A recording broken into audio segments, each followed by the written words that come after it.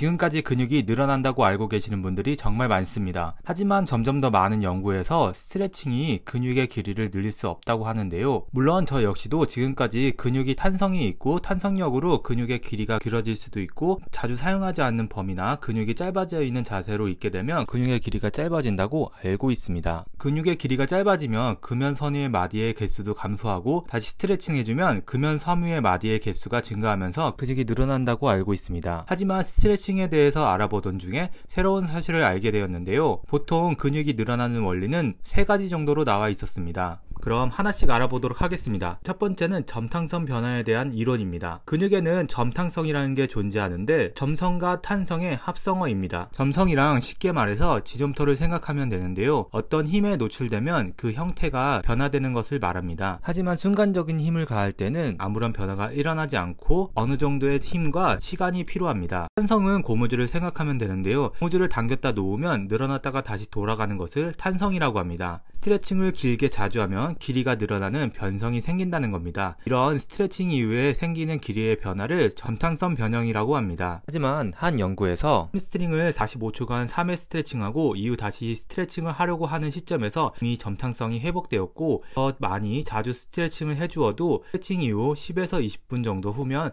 원상태로 복귀된다고 합니다. 근육과 힘줄은 탄성 변형 구간이라는 게 존재하는데요. 이 구간에서는 변형되었던 근육이 원상태로 회복되지만 특정 수준의 장력과 시간을 가하면 원래대로 회복되지 않는 소성 변형 구간으로 진입하게 됩니다. 그렇기 때문에 장시간 잔력을 주는 스트레칭은 소성 변형을 일으켜서 근육이 늘어나게 되는 겁니다. 스트레칭을 잠깐 하는 것은 효과가 없고 충분한 시간과 장력을 줘야 근육이 늘어난다는 겁니다. 충분한 시간과 장력을 주지 않는다면 점탕성 변형만 생기게 돼서 근육이 늘어나지 않습니다. 점탕성 변형은 앞서 말했듯이 일시적이고 시간이 지나면 회복되기 때문입니다. 그 다음으로는 근육이 늘어나는 것이 금연섬유의 마디의 개수가 증가하는 것인데요. 일단 금연섬유에 대해서 알아보자면 근육은 여러 개의 근육 조직이 합쳐져서 만들어진 것인데요. 근육은 근육다발들이 합쳐진 것이고 근육다발은 금섬유들이 합쳐진 것입니다. 금섬유는 금연섬유들이 합쳐진 것이고 근섬유에는 근잔섬유인 액틴과 마이오신이 존재합니다. 이 근연섬유의 기능적 소단위를 근연섬유 마디라고 합니다. 그렇기 때문에 이 근연섬유의 마디의 개수가 증가하면서 근 길이가 늘어난다고 알고 있습니다. 짧아진 근육의 길이를 회복하기 위해서는 4에서 6주 정도 스트레칭을 지속적으로 해주어야 된다고 합니다. 하지만 치료를 하거나 근육을 실제로 늘려주면 바로 변화가 생기는 것을 볼 수 있습니다. 이렇게 짧은 시간에 근섬유 마디 개수가 증가할 수는 없기 때문에 근섬유 마디가 증가하면서 근육이 늘어나는 것도 조금 더 많은 연구가 필요한 것 같습니다. 마지막 3번째 내용은 바로 내성의 증가인데요. 3가지 가설 중 가장 유력하게 주장되는 내용입니다. 이 내용을 살펴보기 전에 근신경계 이완 효과에 대해서 알아보겠습니다. 우리의 근육에는 근방추라는 수용계가 있습니다. 근육들이 갑자기 늘어나려고 하면 신경계가 이를 감지해서 부상을 당하지 않게 근육을 수축하게 됩니다. 이렇게 근육을 보호하려는 것을 근육의 신장반사라고 합니다. 이 신장반사가 근육을 늘리는데 방해 요소로 알고 있습니다. 그래서 신장반사가 일어나지 않게 하려고 스트레칭을 천천히 해야 된다는 것으로 알려져 있습니다. 하지만 신장반사는 느리고 장시간에 수동적인 스트레칭을 할 때는 일어나지 않습니다. 탄성 스트레칭에서도 신장반사가 나타나지 않았다고 합니다. 그렇기 때문에 스트레칭을 통해서 늘어난 근육은 신장반사를 억제한 근신경계에 의한 효과 때문이라고도 볼 수 없습니다. 스트레칭을 할 때 더 이상 늘어나지 않는 범위에 도달하면 불편을 느끼거나 통증을 유발하게 됩니다. 하지만 이 감각들은 사람마다 다 다르게 느낀다는 겁니다. 그렇기 때문에 스트레칭 했을 때 근육이 늘어났다면 사실 근 길이의 변화가 아니라 스트레칭 했을 때 그 감각에 대한 내성이 증가했다고 보시면 되는데요. 본인이 아닌 다른 사람이 강하게 스트레칭 할 때 더 잘 늘어나는 것도 같은 이유입니다. 우리가 스트레칭을 했을 때 받아들이는 감각의 변화가 생기는데 이것을 감각이론이라고 합니다. 우리의 근육을 스트레칭할 때 근육이 고무줄처럼 늘어나면서 가동 범위가 증가하는 것이 아닙니다. 근육의 길이는 항상 똑같지만